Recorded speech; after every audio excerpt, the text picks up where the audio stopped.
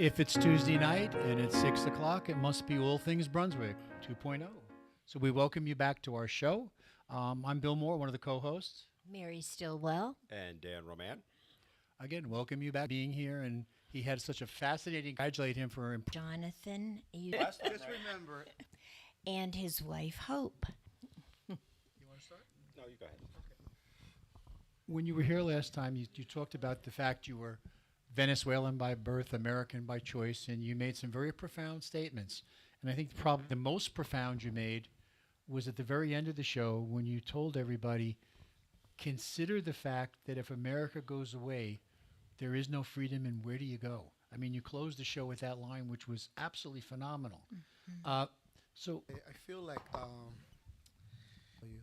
in the world, understand we are the last dominable freedom in this world.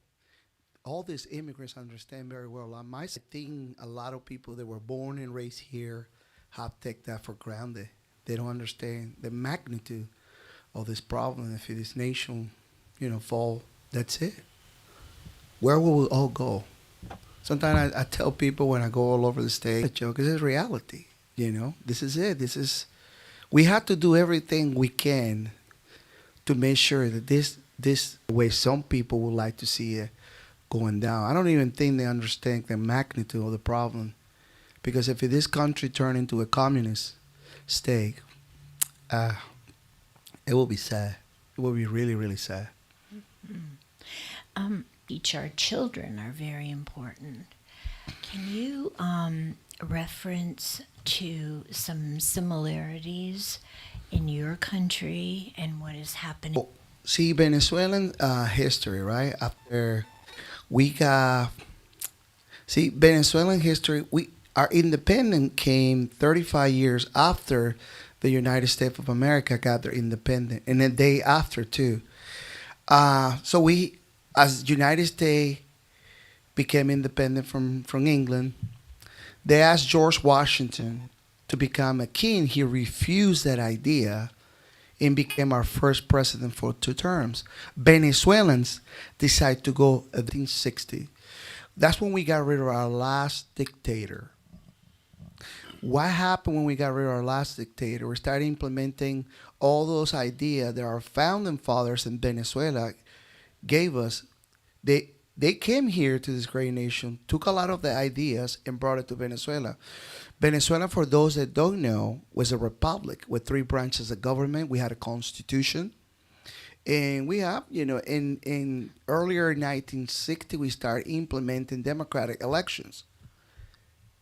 But it took 50 years from our last dictator to the rise of Hugo Chavez. Why did this happen? It was because, the socialists in Venezuela, when we got rid of our last dictator, put a plan. You don't see it in the moment because, one, I was so young. 2, I didn't understand politics the way I understand now. It was to completely take over academia in Venezuela. If I our university, that's pretty much what you see right now in the majority of the universities in United States. We call them the left, but in reality, it's communism. It's not the left. It's communism in our universities. And what happened is that what a best way to take over a country like they did in my native country is through a cultural revolution. Century by force, because like you see in Ukraine, people will rise up and fight. We have a lot of veterans in this country. We have a lot of, because people will rise up and they will fight. So the best way to do it is through a cultural revolution. He started spreading these messages that the rich man was getting richer, the poor man was getting poorer, and Chavez ran into that. He was going to give the power back to the people, where he was going to bring the equity, meaning we all were going to be equal, miserable. And he used a lot of people, and the best way to use is when you take control of the academia. Think about the best way to pass narratives is through lawyers. Those lawyers one day become the judges. doctors. Those doctors might one day become in the health department. Architects, engineers. This is the guys, and they will bring their ideologies to everything. And we will not see it when that happened. We didn't saw it. See, I remember it, and I have talked to so many Venezuelans in the past, and I asked him about our last dictator. His name was Marcos Perez Jimenez. During the Marcos Perez Jimenez regime, Venezuela was going from the era, close to the era, that he was a great president. And I always let him speak. I always let him talk. And stadiums, you mentioned it, airports. The guy was built. He put a lot of people to work. And I let them talk. And after they finished talking, I said, well, now let's talk about how many people died, disappeared, and got put in jail because they didn't agree with that guy. And then I always finish a conversation when we go back and forth. If he was such a great Miraflores, is our White House in Venezuela. We have some underground tunnels that go from the White House to some airport. Why did he have to flee? Because they were going to kill him. If he was such a great president, right? So, but what happened was that we forgot to teach this history, how bad socialism was. Supposedly by the people. Juan Guaido, right? Even this government was supporting backing Juan Guaido, but Juan Guaido is a socialist. See, this is something that when you indoctrinate people for so long, it's really hard to reprogram. It's like, see, right now what I see in this nation, it is, they're not after us. They're not, I'm almost 50 years old. They're not after the adults here. They're after the children. They want to make sure these kids get indoctrinated and become this activist, socialist. See, because socialist to them is a religion and the government is God. So you figure when you have all these children growing up, thinking that, especially with what I believe is their secret weapon right now, is inclusion. Inclusion is about transgender family and God. So if you can do that and tell these children that everybody hate them, oh my gosh, everybody hate you for who you are, or whatever the situation they create, they confuse their mind. These kids grow up to feel like, well, everybody hate me. But wait a second, there's a movement out there that's supporting us, right? And when you see this move be the one, that the LGBTQ plus is a religion. And they always are concerned for this administration right now, it is the LGBTQ. I mean, I'm looking at it. The border is wide open. We have millions of people going. I have friends in the, what is that network? America Voice News. I have some guys that work in that network. And sometimes they send me messages and private messages and videos. And what do you think about over there? And probably they'll kill me, especially if they find out how much I talk about the administration, the previous administration in Venezuela. So I go like, wow, this country's borders are wide open. We don't know who's coming in. True. I'm concerned about this. See, I came here legally, right? I did everything by the book. And when I see illegal immigration, and I'm saying some people that are coming, they're good people. They're great people, But we don't know who's coming. And the way I describe illegal immigration is like this. Think about being in a grocery store, right? And it's a big line, and you're getting ready to pay your groceries. And then somebody with a shopping cart full of groceries cut in front of all of you. And the cash register decides to say, let me take you first. Everybody in the line is going to be like, what the heck? What are we making this line for, right? It's free. And you're like, but I'm going to have to pay for my groceries, and I make this line. And I got places to be and whatever. But it doesn't stop there. That cash register turn around and tell everybody on the line, all of you are going to have to pay for this person's groceries. That's how I describe it. So I feel that we should be addressing that, but instead we're addressing fighting the state of Florida because they passed a legislation about not indoctrinating our children in a school. We need educators. We don't need activists in our classrooms because that's what you're seeing right now. These people are the good thing about all I see now that at least we know their intention. We know exactly where the enemy is. So that's an advantage for us to see, identify the enemy, and exactly create a strategy to counter their masses. Because if these people accomplish their goal, and I'm not a pessimist, I give one generation to two, there will be a communist state. Because think about it.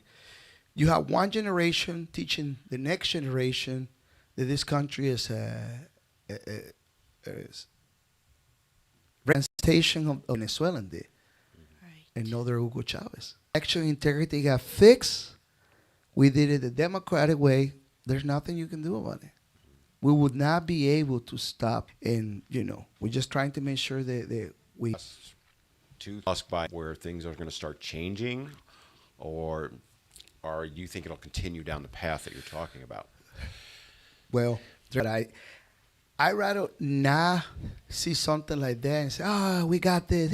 No, I want to always play like we're running behind.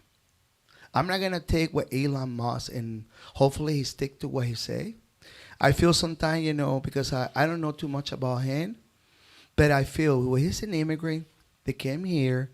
He did very well.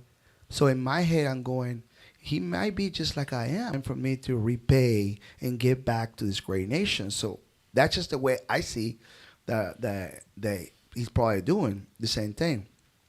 But he also got to think about this. If it is turning into a communist country, who is going to sell electrical cars?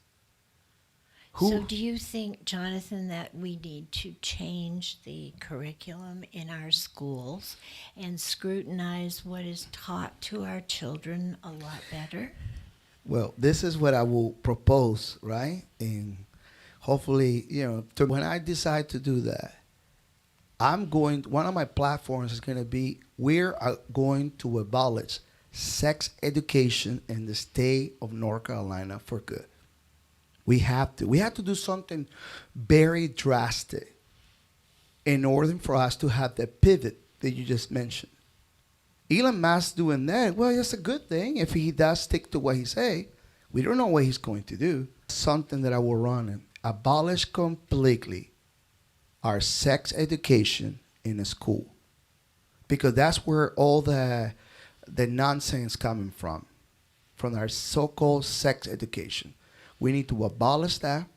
We need to make sure all our schools, before we start, we pray, we say the Pledge of Allegiance, and we start going back to that we can talk about everything, the bad and the good, right?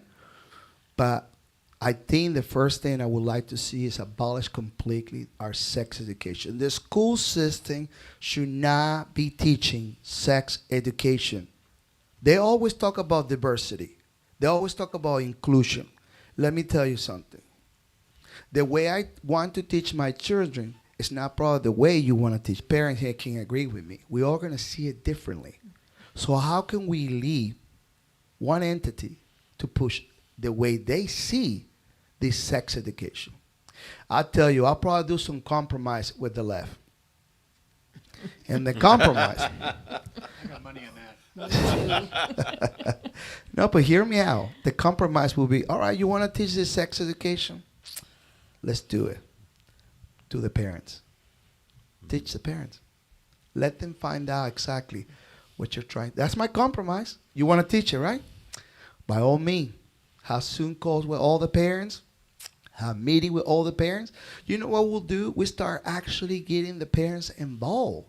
We need to start holding the parents accountable to make them get involved in their children. I see this thing because I used to, when I had my children in public school, I used to go one of my children almost every day to lunch with this kid. My wife and I, Hope and I, almost every day, right? And I never saw a parent going to lunch. Every once in a while. And I was like, man, how can... And I understand people don't have time, they're working, whatever. But at least make an effort once every 2 months. Get an excuse from work, right? And say, look, I'm going to have lunch with my son or my daughter. I never saw in that year, and I remember these things. So we need to start holding these parents accountable. Say, listen, you got to get involved in your children's life. Make sure that these teachers, I think if the teachers will see the parents more getting involved, we would not see what we've been seeing in this country. And to be fair, there's a lot of teachers that I know of that want the parents more involved and ask for it. Unfortunately, the parents don't follow through. So your point is very valid. Yeah, but at the same token, as a former principal, I do know that there are programs out there that can be implemented immediately to get parents involved. One of the things that we found very successful. It was a watchdog. Yep. Watched, and Yeah. DOGS stands for Dads of Great Students. Yes. And we set up a program where we screened Yes.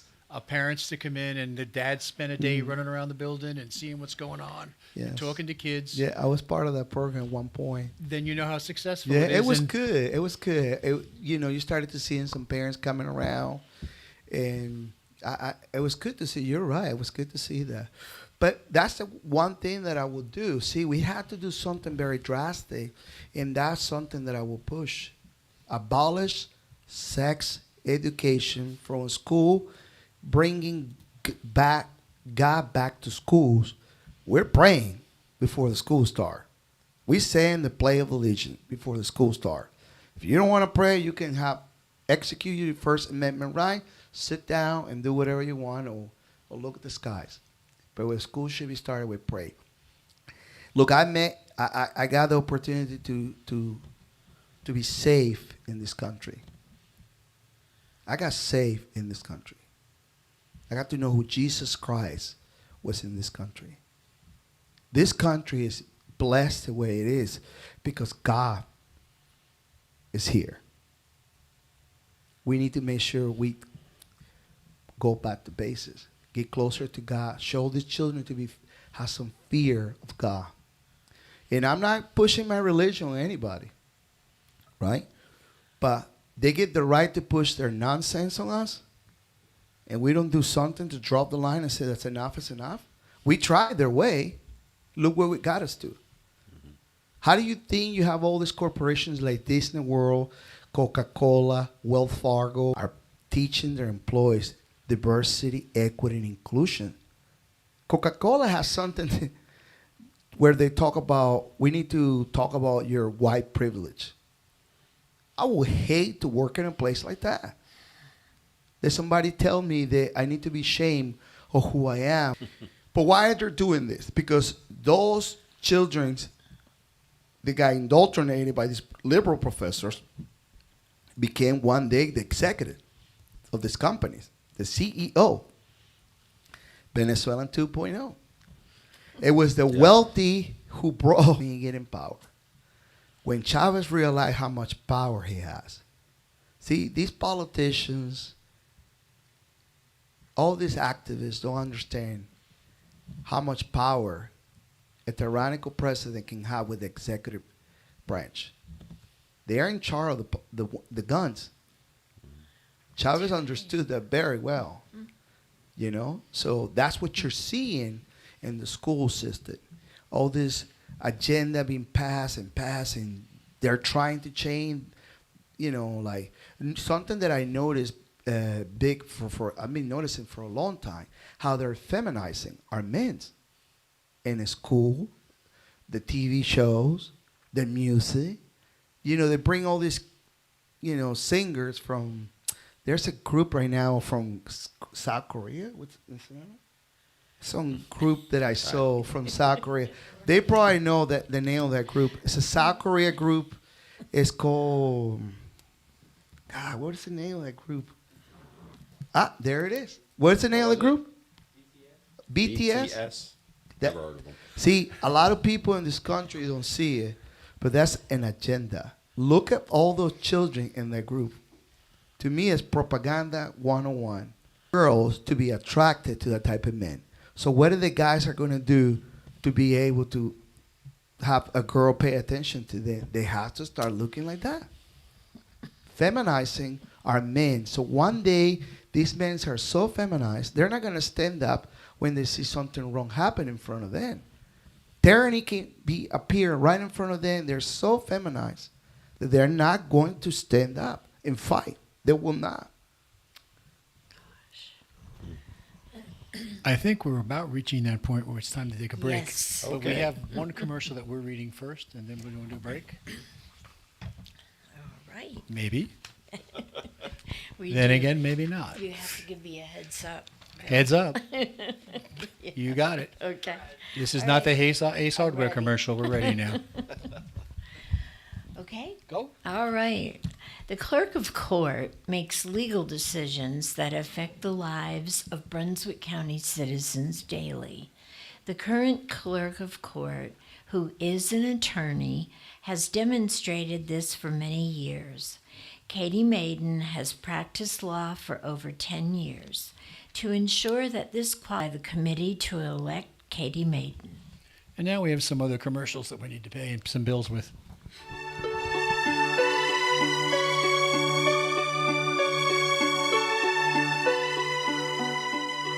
By the committee to elect Judge Michael Staddles. As an attorney for the Fraternal Order of Police, I took a stand for law and order. As a sitting conservative judge, I stand for our Constitution. And as a judge on the Court of Appeals, I will stand up for you. Vote for a battle-tested conservative. Stand with Stadding. Michael Stadding is a reservist for the United States Air Force. Use of his military rank, job titles does not imply endorsement by the Department of the Air Force or the Department of Defense. I'm Trey Allen, conservative candidate for the North Carolina Supreme Court. More than 20 years ago, I began my legal career by joining the. I will continue to protect the Constitution by basing my rulings on the Founder's intent, not my personal views. Paid for by Trey Allen for Justice. This show, he accepts Medicare patients, and his office is located across the street from New Hanover Regional Medical Center at 2032 17th Street. The office number is 202-1071. Dr. Tony is an author whose last book is Rules for Conservative Patriots, and it can be purchased on Amazon. His website is www. Brian Wilson, I'm running for district court judge. During my life, a carpenter building homes while I worked my way through college. For the past 17 years, I've been protecting and defending your constitutional rights in the courtroom. I'm currently protecting our right communities, so I ask that you continue your confidence by voting for me, Brian Wilson, in the primary elections on May 17th. Thank you. Veteran Awareness sponsored by You Are Not Alone. Numbers are declining because of the various veteran programs. This is a confidential and toll-free call. From this veteran to other veterans, please be there to help our brother and sister veterans. Again, the number is 1-800. Welcome back to All Things Brunswick 2.0. We're heavily in a conversation with a good friend of. But before we do that, I want to just tell our audience that we're trying something different today. For the first time in the history of the show, we actually have a live audience. Yeah, we've actually brought our TARS representatives from Brunswick here. And we want to welcome you to the show. And glad you're here and come back often and talk to us and tell us what's going on. And I know you work hard for the party. And you're out there doing whatever you need to do to become better. So we thank you. There are also some adults here. We actually have a sitting county commissioner with us today, and Marty's here, and we want to thank him for sitting in. And we have some other guests. So there's no chance for them to act up and give us grief. So this is how we did this. Anyway, I'm going to hit you with a question, which I was listening to the radio on this morning, and a bunch of Senate candidates in a different state couldn't quite answer. So I know if there's one man that can answer that question, it's you. It was four. Okay. A little bit. I The think. question they couldn't answer was, explain what America First means. They couldn't answer that question. No. Well, I don't think they should be running for office. I think this is something that we have to. I mean, it's got to be number one. Other country. I believe that we have to, in order to be able to help others, we have to take care of ourselves. It's like when you're in a plane, right? And they give you instruction. In an emergency, you get oxygen first, and then you assist the person care of all the issues that we have in our nation. I believe that we need to start sending too much money to foreign countries.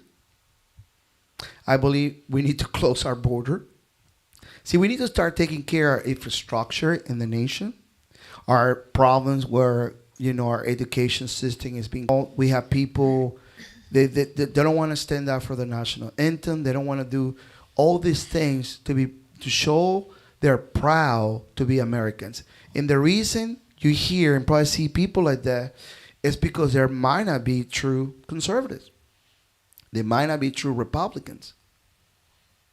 How can you not be an America First candidate today? Mm-hmm. This is no longer Democrat against Republicans. It is freedom against dictatorship. This is what these people want. They want communism. Country in general. Our borders got to be closed. We need to stop sending money to all these foreign countries that they don't even like us. They hate the United States, but then we go and give them money. This is something that, how can I be a foreigner, a person that was not born here, and I feel that that's the way we should be running this country? And you have these people that were born and raised here, and they feel they don't want to say they're American first, or they don't understand that because they don't want to offend somebody. That's the reason when you see candidates doing that today is because, my thing I heard about a little bit about that's shame on these people. Shame on them. Seems to me you can answer the question real well, and you might make that senator's position, but we're not saying.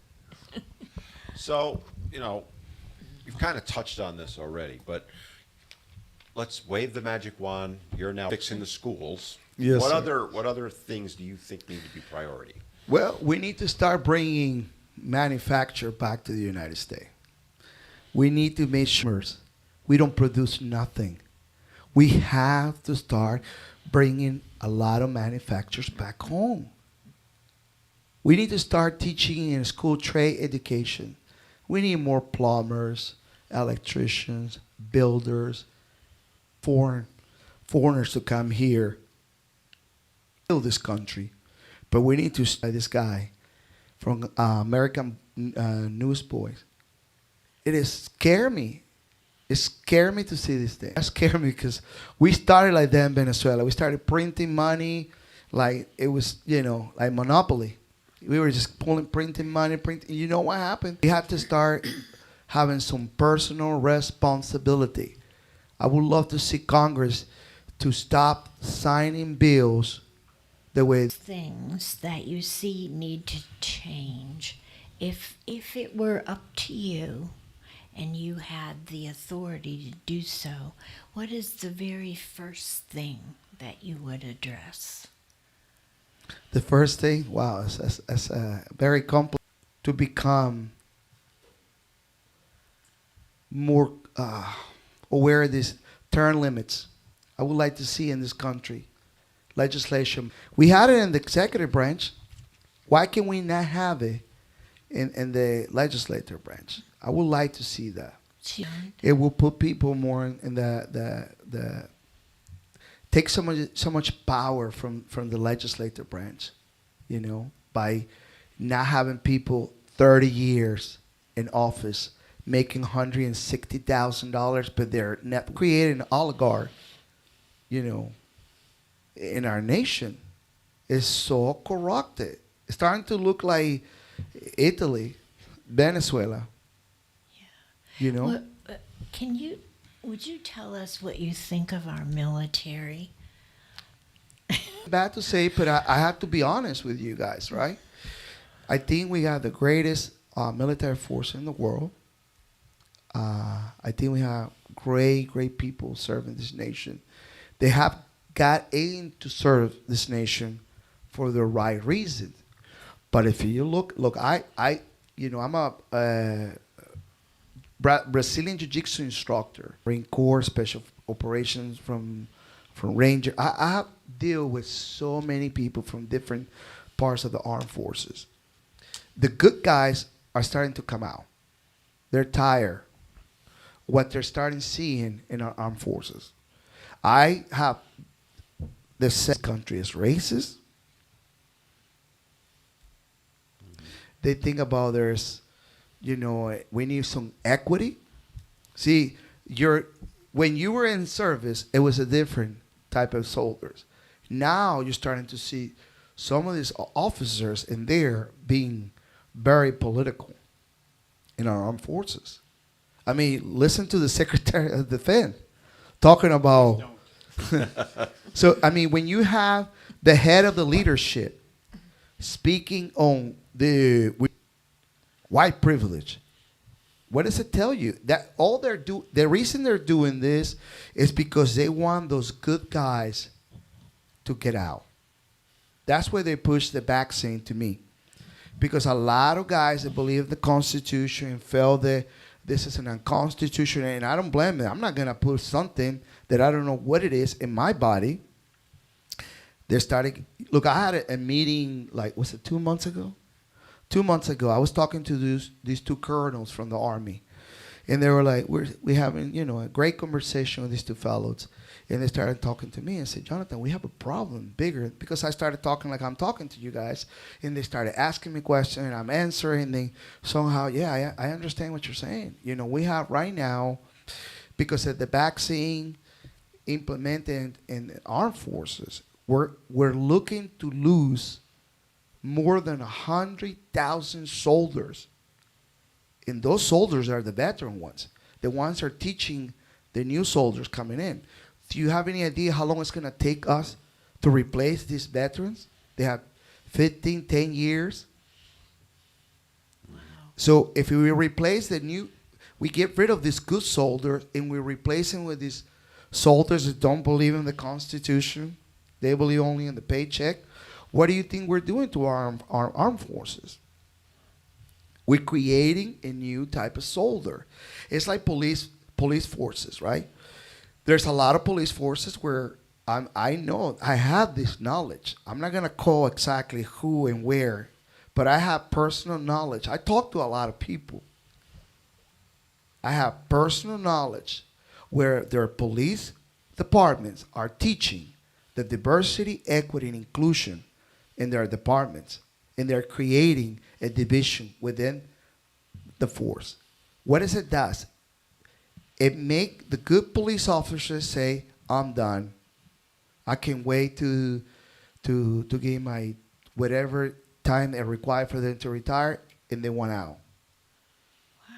And they're attracting the new officers. They're going to go in there just for the paycheck.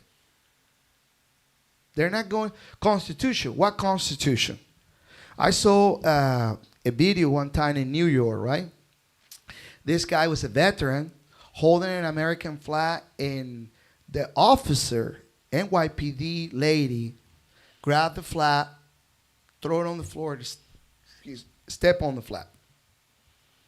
And the guy's like, what are you doing? I said, I don't care about you stupid flag. This is a police officer. And like that, you started seeing a lot of police officers. Something that I noticed, and maybe pay attention when you go out from this point forward, how law enforcement is not proactive the way it used to be. Right. They're like sitting. Listen, I talk to a lot of, since I got into politics, I got the privilege to talk to a lot of captains from the police department, lieutenants from the police department, sergeant from the police department, and they're pretty much driving around, making the time, and praying that nobody called them to assist any problem, because they, one, they don't want to get fired, two, they don't want to get sued, and three, they might not want to go to jail for trying to do their job. Mm-hmm. So that's called the subordination of our police force. Who's going to want to do their job when you have all that pressure that every time I'm trying to do my job? So what are you doing? You put in pressure for all these people to get out. And the new ones are coming in. They're coming in just to make the paycheck. There's not about having a career with the law enforcement. And I think they also driven by the leadership. Exactly. Yes. You're seeing that military, police, all of them right down the line, which again, got to be believing that's something that maybe Venezuela had done way back when. And we've seen it in other states where, they want control of the military. They want control of the police. And that's one way to get it. But see, this is the thing. See, the problem that you see in a school, right? It's just a little tip of the iceberg. We have our police force. When we all focus on the children and we're going to fix all that, they're working right now and get rid of all the veterans in our sheriff department, in our, police department, in our armed forces, and they're replacing these people. See, fighting socialists is like playing whack-a-mole. You know that game, whack-a-mole? You hit them there, and they'll come up here. You hit them there, they'll come up here. They're really good in linguistics. Find out CRT. We all know what CRT is. Well, they take that, and now they have new names for that. They grab that because we find out that CRT was not good, and we're not teaching CRT. Now they call them different. They're repackaged. They take the idea back. They hurt behind the curtain, repackage, and bring it back with a new, different name. This is how these people do. That's what we need to make sure when we put people in office. They understand what they're facing in this country.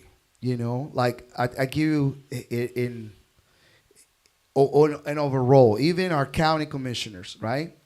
I'm pretty sure in this county, in the next county, in a lot of county, we have great. How can we have, and I don't know too much about this county, but I'm telling you about New Hanover County, we have passed unanimous the diversity, the equity, and the inclusion. You guys understand what unanimous means, right?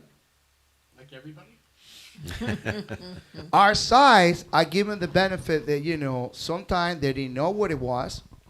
Some didn't want to say anything because they didn't want to be called racist or, they didn't want to take the heat. So they want to go under the radar with this thing. Listen, we got it, mate. Look, one thing that I learned in New Hanover County, and that it's pretty much all over the state. We have these companies that we bring from the West Coast. I'll give you a good example. Tech industries are coming to North Carolina. In the county, show us, we're bringing 200 jobs. On paper. I know these things. What you don't know is that they bring 150 people relocated with those crazy ideas to these areas. They get paid a lots of money. So I have neighbors that came from Cali. They work from the house. They don't know nothing. They're living a bubble. Nothing affect. They sold a house in Cali. They bought a huge house here. They get paid a crazy amount of money to work from home. But what do these people do? Elections come, and they go straight to the Democratic Party. They bring all their money, and they start pumping it into our local elections. And somehow they change the demographic, how we go from red to purple, purple to blue. So we had to make sure that when we, as county commissions, city council, state legislature, pay attention to these type of things. I want to bring jobs to North Carolina. I want a lot of jobs in North Carolina. But I want to make sure it's for North Carolinians. I don't want to bring jobs here on paper look like, we provided 200 jobs, but it was not the truth. Only was 50 for local people, and the 150 was relocation, all that nonsense. We know that small business is the backbone of any economy. I believe they estimate about 80% of the businesses are small business. And, we also know that sometimes they bring in the big box stores and they knock out the Ace Hardwares and the little shops all the way around there, and suddenly more people are out of work than they create jobs. If you get the opportunity to work at a higher level, say at the state level, How do you work to make small business? And more appeal with take a look at all the regulations that we put. I was in I had a restaurant. Make it so hard for you to open a restaurant. Yep. I have a gym. The things you have to do to open a gym, right? I know. Oh, yes, I know. Okay, so why they're doing that? They're doing this. To me, I look at it this way. A lot of elected officials maybe don't see it because, see, I came from a different perspective. The way I grew up in a third world country, and now I see all this everything that sounds too pretty. I want to go under the table, see what's going on there. I'm always going to be like that. I look at it. Why did I see so many? And I'm traveling all over the state right now, and I am paying attention very carefully. You just don't see the chop mops and pop places anymore. They're closing. Gone. It's corporation. What happened during the pandemic? Corporations are pushing the agenda the government tells them to push. Mm-hmm. This is how I see the future of this country. We have to create what I see already, a chronic capitalism. It's as good as communism. Because the government use all these corporations to bring also agendas. So we think, we're providing jobs and all that. But we make it hard on the small business. Or we declare the big businesses essential, while Exactly. the small businesses were non-essential. That was a good example. That was planned. When all the I way saw that, I was like, nobody's paying attention. This is chronic capitalism, 101. It's communism. When you allow the big corporations to be open, but they want my little restaurant and my little gym to be shut down because we didn't know how to handle the pandemic, right? Yeah. To me, it was like, this is wrong. But you know why they do that? Because they understand that the small business owner, when some crazy nonsense come through it, like I did, I said, my business are essential to me and my family. So I'm not closing my doors. So to them, it's like, man, that person, that little person, they're going to stand up. And if everybody see them standing up, we're not going to have control. Mm-hmm. So that's the reason why we need to make sure we help the small business. Like actually going and start reviewing a lot of these regulations, give better tax cuts to the small business so they can start creating that. Make it more appeal for people to open the small business in the state of North Carolina. and support the ones that are open. Exactly. And the ones that are open, go and reach out in a local level and the state level. What can we do without not good? Sounds a person after my heart. We're getting close to the time we have to shut down, but I always have my favorite questions we have to hit people with. So my first question to you is tell us something about you that nobody knows. I'm pretty much That ain't working. an open book. I mean, Well, tell me about page 27 then. We're gonna go. I'm pretty much an open book. I mean, like since I got I became a public figure. All right, that ain't going to work. Hope, tell me something about him that nobody knows. And remember, you have to stay married. You're the mic. Which one? You got the mic now, Hope. Go ahead. Tell us something about him that nobody knows. We do have marriage and probation. Just give it a shot. Oh, she's got a list. Well, let me give you hints. I know the lieutenant governor, for example, likes to watch real trains, not in train yards, not the ones that run around with Lionel. We have judges that love to recite poetry. We have nobody knows about. So tell us something about you that no one knows. And I'll tell you one thing. There we go. had to dig for that one. I am a big couch potato. Way. Jiu-Jitsu studio. If I'm not doing anything, I stay home and I don't laughing. move. I have a nice room that we put kind of like our movie room with beautiful, huge couch. Get away with that. Could you talk to my wife, please? This could be very useful. in the That's future. something nobody knows. That is something nobody does was a know good about one. you. I'm a very huge couch. If I'm not for me when I'm out, it's got to be something productive. Like, okay, I got to go and do this. I got to go do that. But if I'm not doing anything, I stay home, and you will not see me leaving that house for days if I don't have nothing to do. Okay. And she can tell you that's the truth. Hope you agree with that?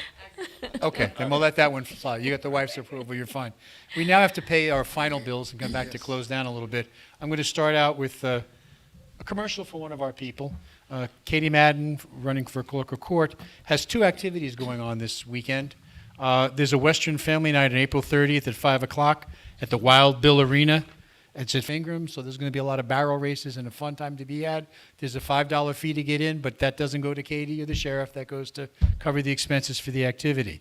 On Sunday, May 1st, Katie is joining with Sheriff Ingram, the DA John David, and Sarah McPherson, who's running for a judgeship, and they're having a family day at the local airport from 1 to 3 o'clock with family activities. It's fun for everyone to come and join and meet these people. So please come see what's going on. Enjoy yourself. Enjoy the family day. With that, we have some other bills to pay.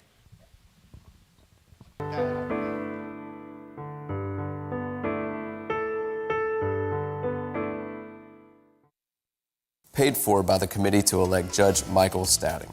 As I took a stand against violent criminals. As an attorney for the Fraternal Order of Police, I took a stand for law and order. As a sitting conservative judge, stand with Stading. Michael Stading is a reservist for the United States Air Force. Use of his military rank, job titles does not imply endorsement by the Department of the Air Force or the Department of Defense. Our founders expected judges to. I began my legal career by joining the Marine Corps and taking an oath to support and defend the United States Constitution. As a justice on our state Supreme Court, I will continue to protect the Constitution by basing my rulings on the founders' intent, not my personal views. Just practicing in Wilmington. He accepts Medicare patients, and his office is located across the street from New Hanover Regional Medical Center at 2032 17th Street. The office number is 202-1071. Dr. Tony is an author whose last book is Ruling.